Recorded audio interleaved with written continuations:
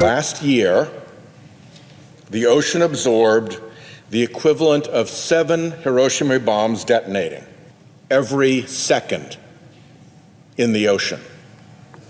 Every second of every day for the entire year, 7 nuclear detonations worth of heat into our oceans per second. Water temperatures in Florida have hit records reaching as high as 101 degrees. That's not the air temperature, that's the ocean temperature. That's actually the recommended temperature for a hot tub. Indeed, that's the midpoint of the jacuzzi company's recommended range for its hot tub temperatures for healthy adults. Now, doctors recommend that children under the age of 5 avoid hot tubs over 95 degrees, and pregnant women are advised to stay out of water once it gets much above 100 degrees. So the ocean off Florida is almost too hot for many humans. Mr. President, this is the 289th time that I have come to the Senate floor with my increasingly battered time to wake up chart to stir this chamber to act on climate change. Since 2016, I have been talking about the zettajoule. The zettajoule is the measure of how much fossil fuel emissions are heating up our oceans. In this season of extreme, record-smashing heat touching all 50 states, it is wild that elected representatives in Washington still choose to insulate themselves from reality, a reality measured in zettajoules. A zettajoule is a number almost beyond comprehension in its size. 1 joule, Joule, is our standard unit of energy, and it applies to heat energy. A zettajoule is 1 joule with 21 zeros behind it. It is a truly massive number. In a 2019 Time to Wake Up speech, I reported that more than 9 zettajoules of heat energy was being added to the ocean annually. Since then, I've come to the floor with an updated number. Our oceans are absorbing around 14 zettajoules of excess heat every year.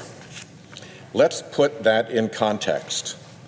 The total energy consumption of all humankind amounts to about 1/2 of a zettajoule of energy per year.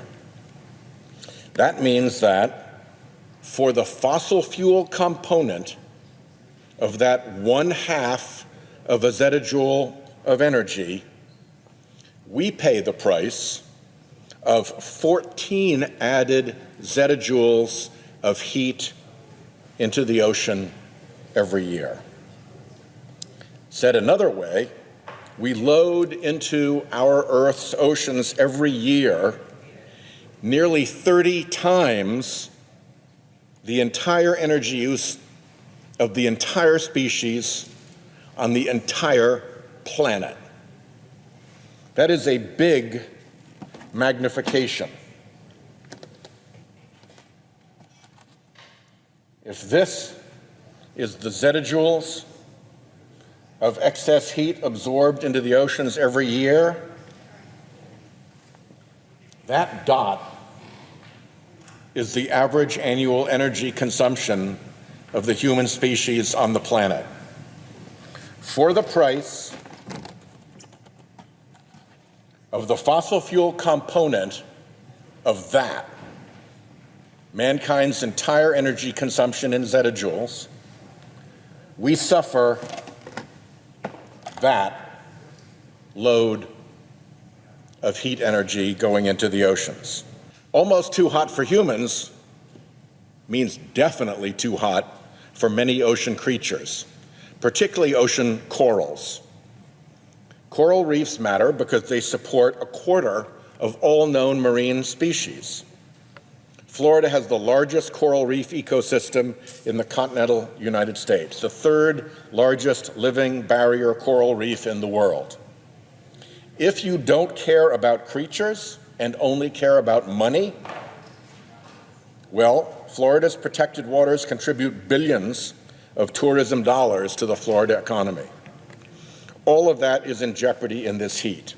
According to NOAA, when temperatures reach 1 degree Celsius, or about 2 degrees Fahrenheit warmer than normal, corals cross what is called their bleaching threshold. That is where they turn white as they evulse the living creatures that keep them alive, and that is a step on the way to death. That is bad news, considering that temperatures around Florida have been running 5 degrees above normal. And the longer this goes on, the more trouble corals will have recovering. This is not just happening in the United States, it is worldwide. This summer, most of the oceans on planet Earth have at least a 70% chance of experiencing what are called marine heat wave conditions. The effects of marine heat waves read like biblical plagues: decreased oxygen, dead zones, fish die-offs. And then come the weather effects: droughts in some places and increasingly deadly and dangerous storms in others, because our oceans drive our weather on this planet. We need to head off climate change at the oil spigot. That means taking on the fossil fuel industry's increasingly desperate lies and its well-funded political juggernaut that does such evil in this building. We know how to solve this problem. We just don't do it because fossil fuel fingers creep through so many corners of the Capitol. In the time it took me to deliver this speech, around 6,000 Hiroshima bombs of excess heat energy were put into our oceans. Every day, it's getting worse. We completely underestimate how bad things are going to get. Completely. Even people who care about climate change and believe that it's real and aren't in tow to the fossil fuel industry and its dark money, they still completely underestimate how bad this is going to get. And the tragedy is, it has always been preventable.